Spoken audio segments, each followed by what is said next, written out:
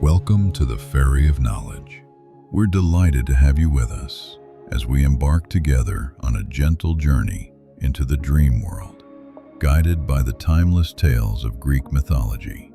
Greek mythology is woven from many threads, each one passing briefly into view before giving way to another. Together, they form a vast tapestry of stories, shaped over centuries and never meant to be taken in all at once. In this series, each episode follows one of those threads. Sometimes it leads along familiar paths toward gods and heroes whose names have echoed through history. At other times, it drifts more quietly, lingering in still places where the ancient world feels distant and unhurried. There is no single beginning or ending to these myths. Each story opens naturally onto another, adding its own color and texture to the larger tapestry. I hope you've now found a comfortable position, free from distractions and wandering thoughts. And as we set out together, let the Ferry of Knowledge quietly depart.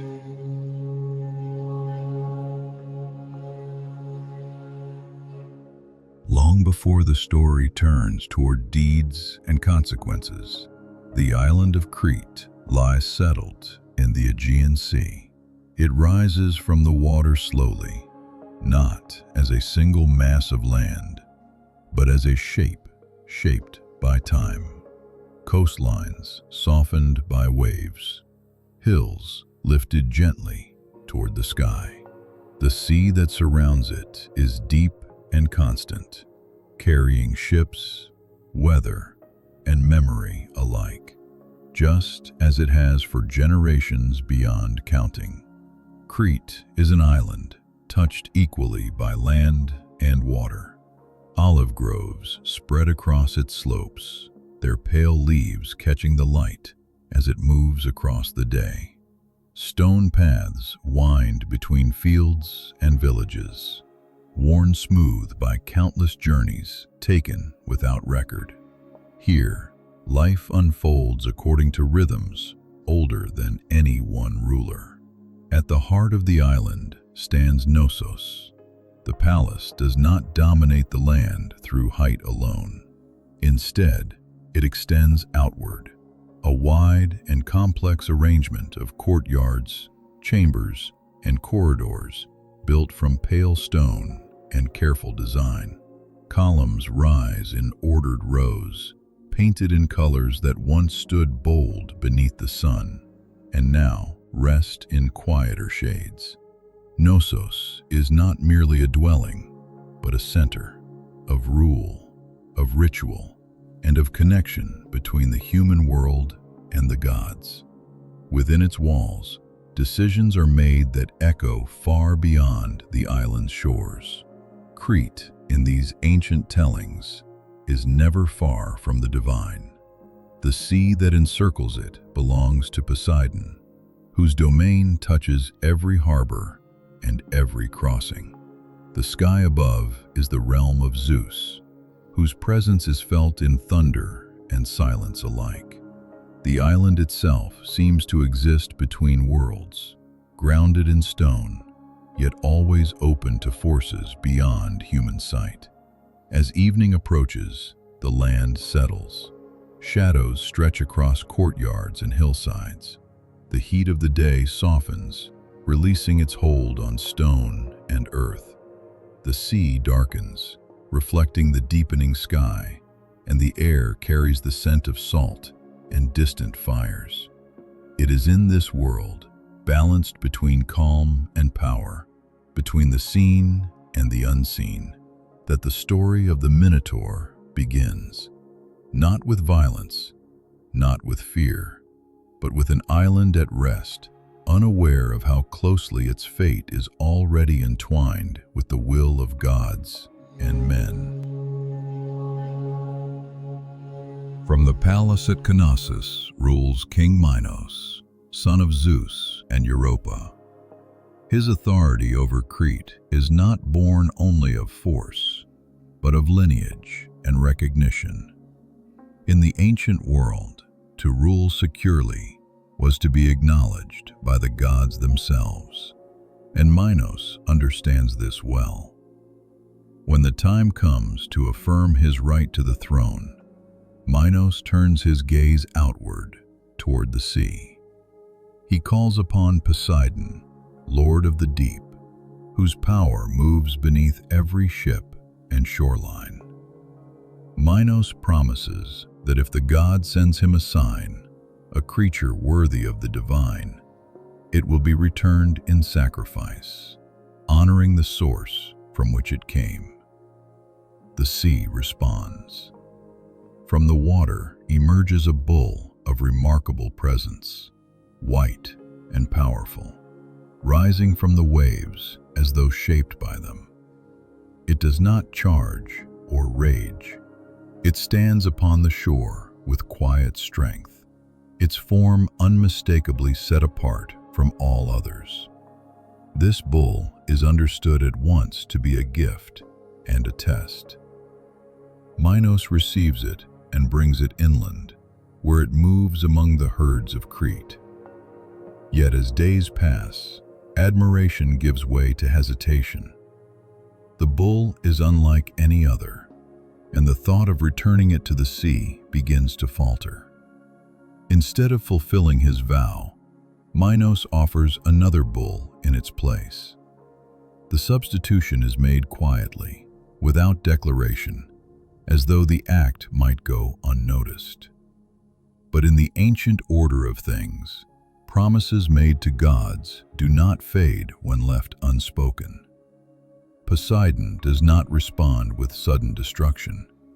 There is no storm, no immediate upheaval. What follows is slower and more enduring. The balance shifts. Minos continues to rule from Knossos. The island remains prosperous. The palace stands firm. Yet beneath the surface of this stability, consequence begins its careful work, not as punishment alone, but as transformation. Through the will of the gods, Minos' wife, Pasiphae, is drawn into the unfolding design. And from this union between divine influence and mortal life, something unprecedented will come into being. The sea resumes its steady rhythm. The sky remains wide and indifferent. But the promise, once broken, has already set the story on its path, one that leads away from open shores and sunlit courtyards, and toward a space yet to be built beneath the earth. As the consequence of the broken promise begins to take form, King Minos turns not to the gods, but to human craft. From Athens comes Daedalus, a master builder and inventor, renowned for his skill and for a mind capable of shaping ideas into stone and structure. His knowledge is precise, and his understanding of space runs deeper than that of ordinary men. Minos gives Daedalus a task unlike any other. What must be built is not meant to be seen. It is not a temple, nor a palace wing, nor a monument raised toward the sky. It is a place of containment, designed to hold what has been brought into the world, and to keep it apart from the lives above. Daedalus sets his work beneath the palace at Knossos. Stone is cut and placed with careful intention. Corridors are shaped to turn gently upon themselves, curving rather than breaking, guiding the traveler forward while offering no clear sense of direction.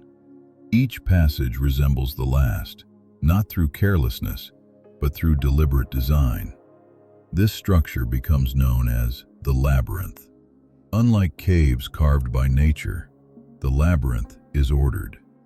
Its walls rise smoothly, its floors remain even beneath the foot, and its spaces open and close with measured balance. Light enters sparingly, reflected and softened as it travels inward, ensuring that no place is fully dark, yet none fully illuminated. Sound behaves differently here. Footsteps echo only briefly before dissolving into stone. Voices lose their edge and fade. The air remains cool and steady, untouched by the heat of the island above. Daedalus understands that a structure such as this must not rely on locks or barriers alone. Its strength lies in continuity, in paths that seem to lead somewhere, yet circle back without warning.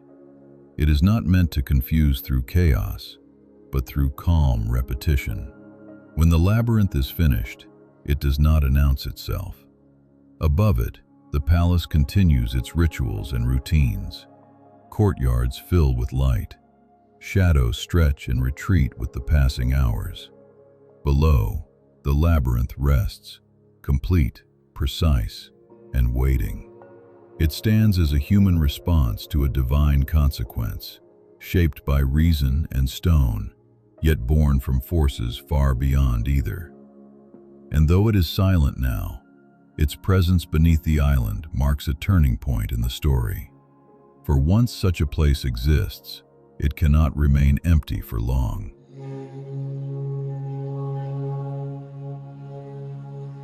From the union shaped by the will of the gods, something unprecedented is born. Pasiphae, queen of Crete, brings into the world a being unlike any seen before, a child bearing the form of a man and the head of a bull.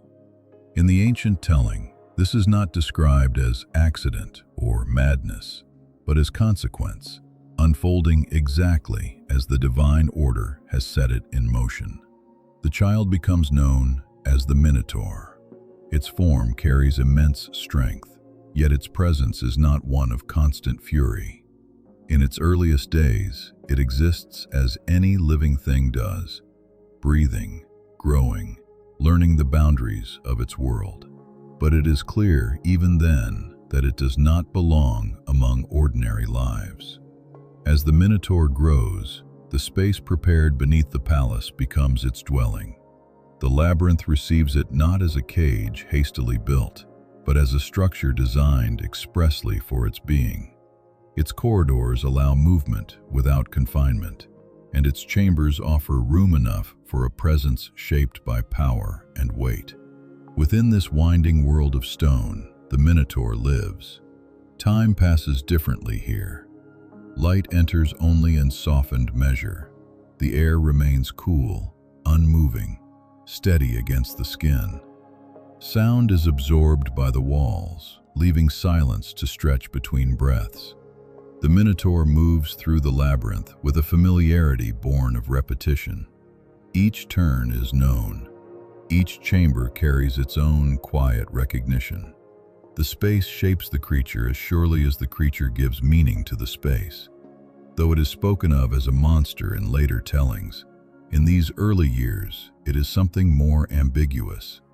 A living consequence, neither fully beast nor fully man, bound to a fate it did not choose.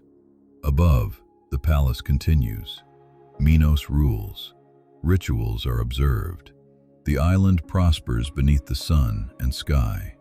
Below, the Minotaur grows to full strength, its presence settling deeply into the stone beneath Knossos. The labyrinth becomes inseparable from it, and it from the labyrinth. In the ancient imagination, such beings are not simply threats to be removed. They are symbols given form, reminders that the actions of gods and men echo outward, shaping lives and worlds beyond intention. And so the Minotaur lives, contained yet enduring, waiting not in anticipation, but in the still passage of time, as the story continues its slow movement toward the moment when paths long separated will finally converge.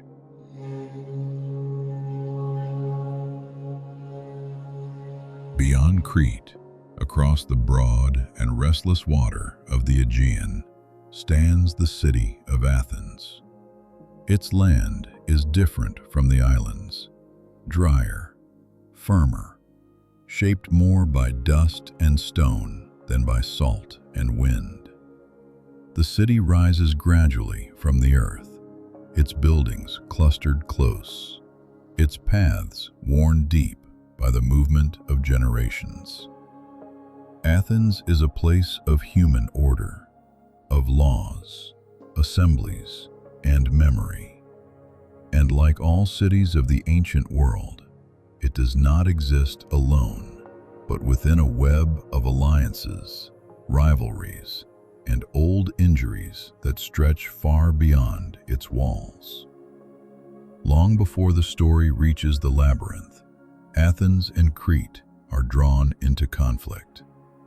In some tellings, it is the death of Androgeus, son of Minos, in Athenian lands that sets events in motion. Whether by accident, rivalry, or the quiet hostility that grows between cities, the result is the same. Minos turns his power outward. Crete prevails. Athens is compelled to submit, and from this submission comes an obligation that will shape years to come. At set intervals, the city must send 7 young men and 7 young women across the sea, delivered as tribute to Crete. The journey is long. Ships depart the Athenian harbor and move steadily into open water. The city recedes, its sounds fading into distance, until only the sea remains, wide, indifferent, and unbroken. Those aboard the ship pass their days beneath the sun and stars. Time stretches. Land disappears, then slowly returns. In Crete, the tribute is received without spectacle. The palace stands calm. The labyrinth waits below, unchanged and unmoved by the passage of years. The fate of those sent is known, though rarely spoken aloud. They are carried into the winding depths beneath Knossos, where the Minotaur dwells, and they do not return. In Athens, life continues between each sending. Years pass, children grow, stones are laid and worn smooth again. Yet the knowledge remains, resurfacing with each cycle, quiet but persistent. The tribute is not marked by celebration or rebellion. It is endured. In the ancient telling, this endurance carries its own weight. It is the still pressure of consequence, applied not all at once, but steadily, shaping the future as surely as any act of war. And so the sea bears another ship onward, its sails filled gently by the wind, as the paths of Athens and Crete draw ever closer to their turning point. When the time comes for the next tribute to be sent, a different presence steps forward. Theseus is the son of Aegeus, king of Athens, though he has not always lived in the center of power. His strength has been tested in earlier journeys across land and road, where dangers were met one by one, not in haste, but with steady resolve. Now, as the city prepares once more to send its young across the sea, Theseus makes his decision. He does not do so loudly. There is no proclamation meant to stir the crowd. Instead, he offers himself calmly, placing his fate alongside those already chosen. In the ancient telling, this choice carries more than courage. It carries intention, a willingness to bring the long cycle of tribute to an end, not through rebellion, but through direct confrontation with what lies beneath Crete. The ship departs from Athens as it always has. Oars cut through the water in measured rhythm. The city fades into distance, its outlines softening against the horizon. Ahead, the sea opens wide, unbroken and steady. During the crossing, Time stretches. Days pass beneath the sun. Nights arrive quietly, marked by stars reflected in dark water. The movement of the ship becomes a world of its own, enclosed by sky above and sea below. Theseus spends the journey in still observation. He watches the changing light. He listens to the wind as it moves across the sail. There is no visible tension in him, no restlessness. In this calm lies his resolve. When Crete finally appears, it rises slowly from the water, familiar and unchanged. The island receives the ship without ceremony, as it has received many before. Theseus steps onto the shore and feels the solid ground beneath his feet. The air carries the scent of salt and stone. Life on the island continues, indifferent to the meaning this arrival holds. He is brought toward Knossos, passing through open courtyards and shaded corridors until the palace opens around him in quiet symmetry. Here, above the labyrinth and beneath the wide sky, Theseus takes his place within the unfolding design, not as a force of disruption, but as a figure moving steadily toward the moment when intention and consequence will finally meet.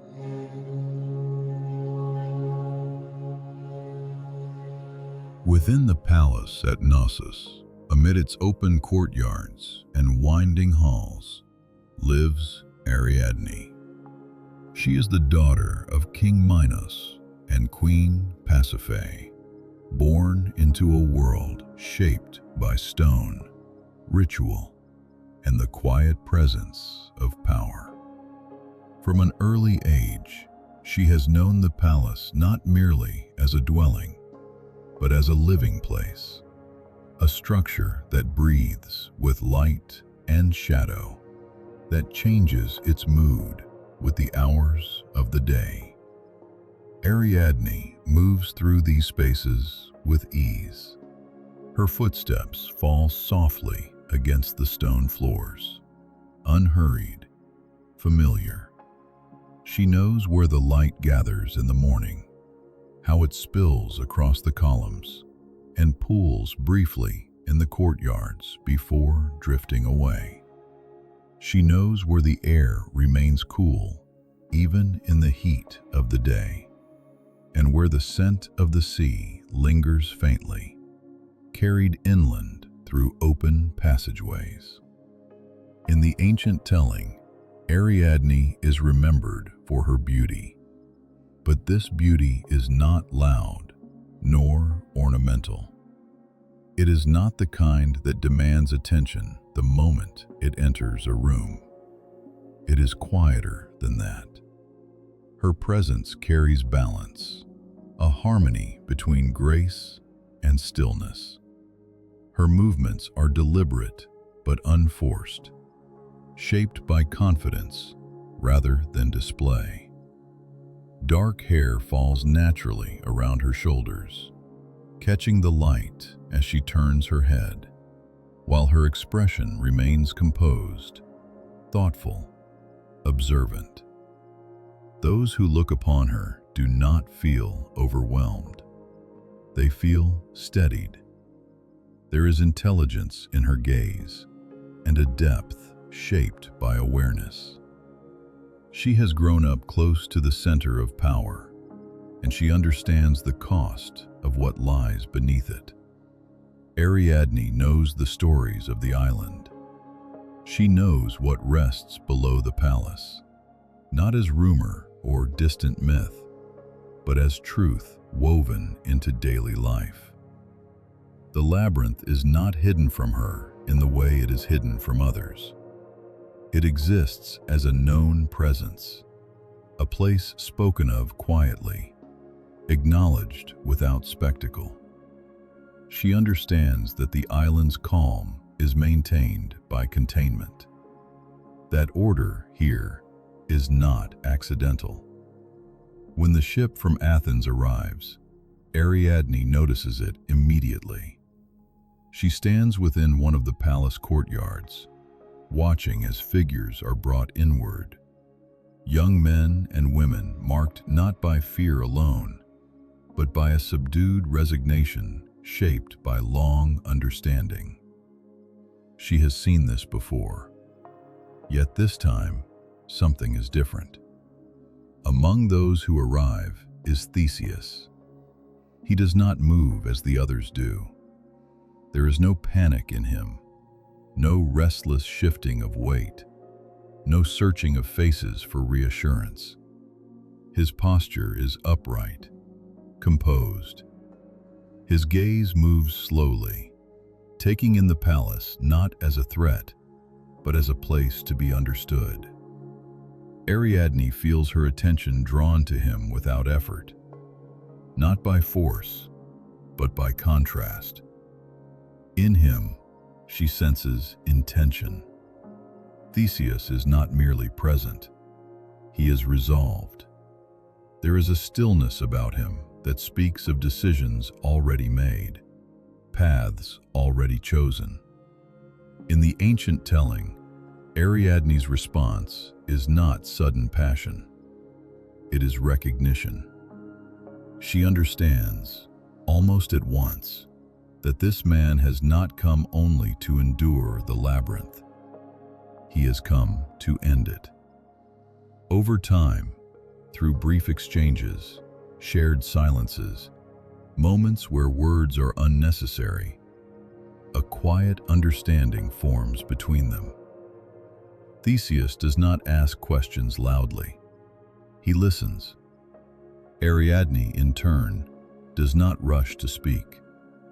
What she knows is heavy, and she understands the weight of revealing it.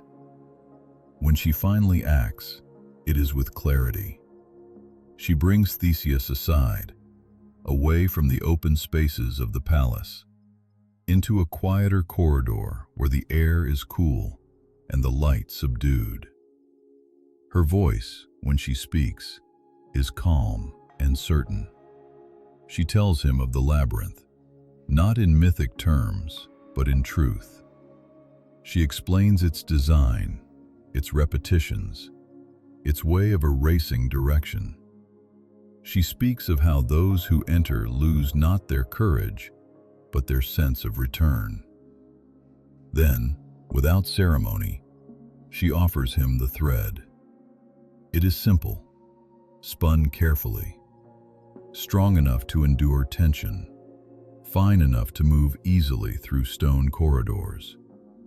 She places it in his hands. In that moment, the thread becomes more than material. It is continuity made tangible, a promise that no matter how deep the path descends, connection to the beginning can be preserved. Their hands touch briefly. There is no urgency in the gesture, no spoken vow. What passes between them is quieter and deeper. Trust. Ariadne knows what she is doing. To give the thread is to choose change. It is to place herself against the order her father has maintained. It is to risk the balance of the island for the sake of ending what should never have been allowed to endure. She does not hesitate. When Theseus takes the thread, he does so with understanding. He does not thank her with grand words. He simply meets her gaze, acknowledging the weight of what has been given. Around them, the palace continues its rhythm. Columns stand. Light shifts.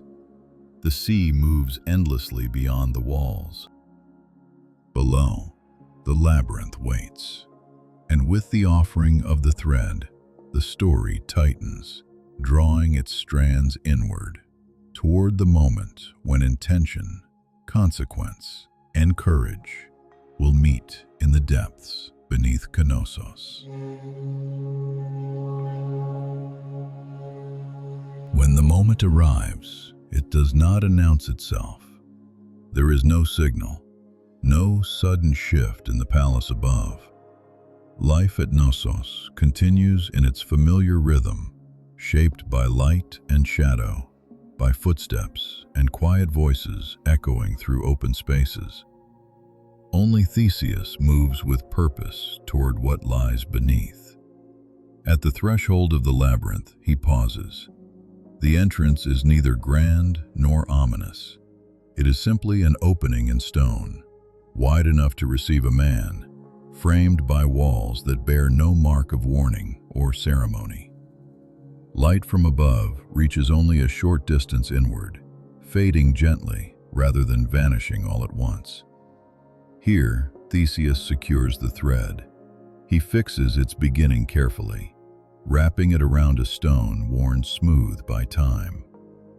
The thread rests there without tension, a quiet line connecting what is seen to what lies beyond sight.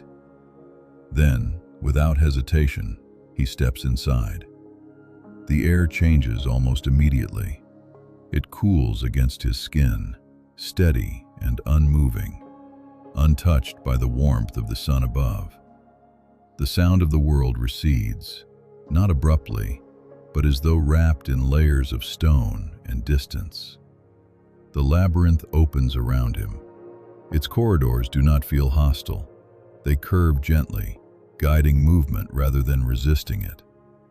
Each passage leads into another that feels strangely familiar, similar in height, width, and texture, offering no clear sense of progress or retreat. As Theseus walks, the thread slips quietly from his hand, trailing behind him along the stone floor. It does not tug or tighten. It simply follows. Time behaves differently here. Moments stretch. Steps fall into a rhythm that requires no thought. The outside world, the palace, the sea, the sky, feels increasingly distant, as though it belongs to another life entirely. Theseus moves deeper. He does not rush, nor does he stop to mark his path. His focus is steady, directed inward, shaped by the understanding that this place cannot be mastered through force alone. In the ancient imagination, the labyrinth is more than a structure.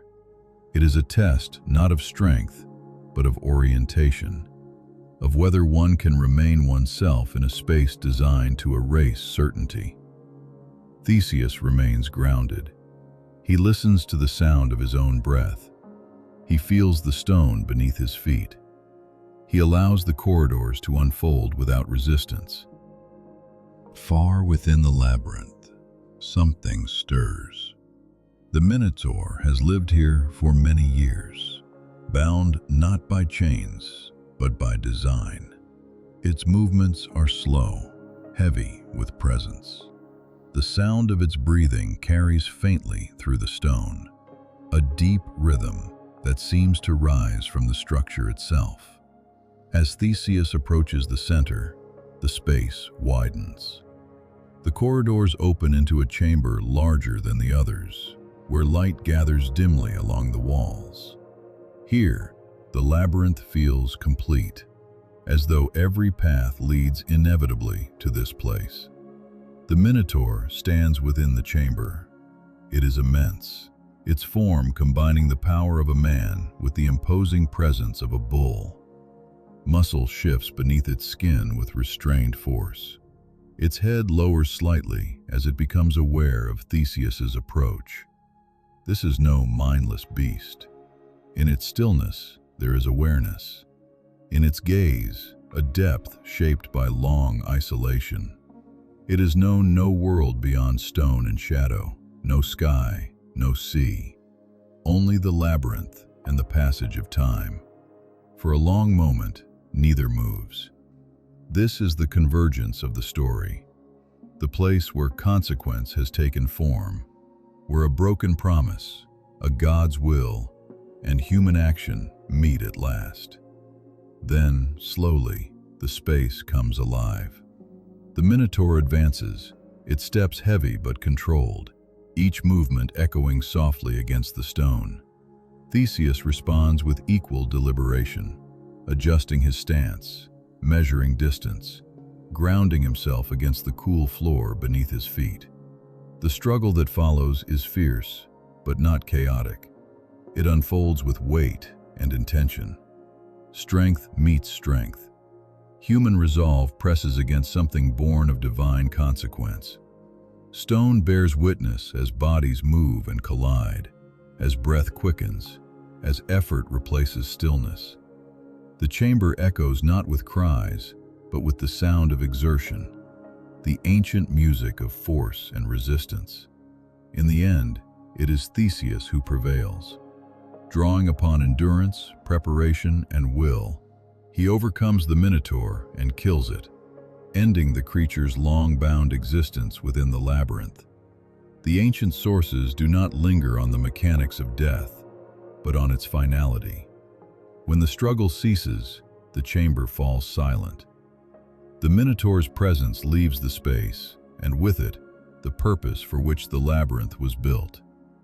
What remains is stone, shadow, and a vast, echoing stillness. Theseus stands alone. His breath slows gradually. The weight of the moment settles, not as triumph, but as completion. He turns.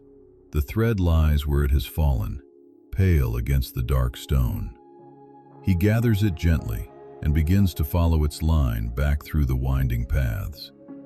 The return is quieter. Each corridor releases him without resistance. Each curve feels known now, familiar through repetition. Light grows more present as he moves outward, filtering gradually into the passages. Behind him, the labyrinth returns fully to rest. It no longer holds a living presence. Its design remains, precise and intact, but its long-held purpose has been fulfilled. When Theseus finally emerges into open air, light touches his face once more. The sky stretches wide above him. The sounds of the world return, distant at first, then clearer. The thread trails behind him, connecting what was hidden to what is seen. The descent is complete. The labyrinth has been entered, understood, and left behind. And the story, having reached its deepest point, begins at last to rise again toward the world above. Theseus returns from beneath the palace without announcement. The light above feels wider than before, though the sky has not changed. Stone warms gradually beneath the open air, and the familiar sounds of the world resume their quiet places. Distant voices, footsteps, the movement of wind through open corridors. Nothing outward marks what has ended below. The palace at Knossos remains as it always has, its columns steady, its courtyards open to the slow passage of the day. Yet beneath it, the labyrinth rests differently now. Its corridors lie empty. The stone passages, once shaped around a living presence, return to silence alone. Air moves gently through the curves of the structure, touching walls that no longer serve a purpose beyond simply existing. The labyrinth does not collapse. It does not vanish. It remains, a human creation shaped by intention, consequence, and time, now released from what it was built to contain. Above, preparations are made quietly. The ship that carried the tribute is readied once more, its hull resting against the water as it has so many times before. But this time, there is no return to the labyrinth, no descent beneath the palace. The cycle has ended. As the ship moves away from Crete, the island settles back into its place within the sea. Knossos grows smaller against the horizon. The coastline softens, then fades. Water closes gently behind the passing vessel. The sea stretches wide and even, carrying the ship without urgency. Days pass beneath the open sky. Nights return, marked by stars reflected faintly in dark water. The story continues its slow movement outward. In Athens, time will move forward in its own way. The burden of tribute will not return. Lives once shaped by repetition and loss will follow different paths. Yet Greek myths do not leave the world unchanged without cost. The dark sails remain upon the ship, unnoticed until the harbor comes into view. From the shore, King Aegeus sees them and believes his son has been lost. In his grief, he steps into the sea, and the water takes his name, carrying it forward into memory. Thus, even as one cycle ends, another quietly begins. Theseus will rule. Athens will endure. Crete will continue beneath the sun, and the labyrinth, hidden beneath stone and earth, will remain as well, silent now, empty and still. The ancient world settles. The sea breathes against the shore. The land holds its shape. And the story, having reached its deepest place, fades gently back into the vast tapestry from which it came, one thread among many, complete and at rest.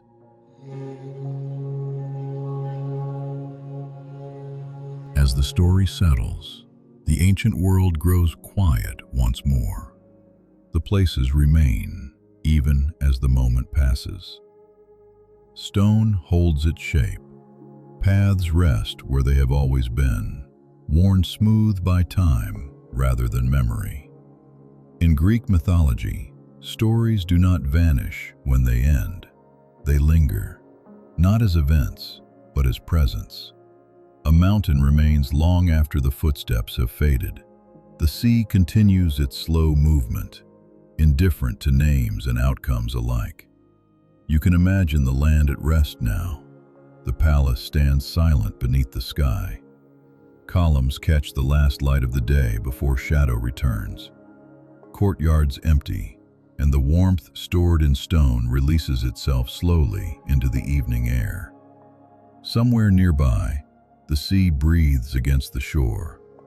Waves arrive without effort, then withdraw again, leaving the surface of the water smooth and dark. The horizon softens, and the line between sky and sea becomes less distinct. Time moves differently here. There is no need to follow it, no need to mark where one moment ends and another begins. The ancient world continues in its own rhythm, steady and unhurried. In these stories, gods once walked among mortals. Heroes crossed land and sea. Monsters rose and fell. And yet, what remains most constant is the stillness that follows. You might imagine a path now, not one that leads anywhere in particular, but one that simply exists. It curves gently through open land, bordered by stone and earth, familiar and unchanged. There is nothing required of you along this path, no destination to reach, no choice to make. The path continues whether you follow it or not. Above, the sky deepens. Stars appear one by one, distant and steady, placed gently into the dark. They remain unmoving, watching over land and sea alike, as they have for countless nights before this one. The world feels wide here and calm. Stories return to the places that shaped them. The sea keeps its secrets. The land holds its silence. And as everything settles back into its natural balance, there is nothing more for the story to do. It has found its place. And somewhere, beyond the edge of the land and the darkening sea, the Ferry of Knowledge continues its quiet passage, its lantern dimmed, its wake smoothing behind it, carrying stories gently from one shore to another before slipping once more into the night.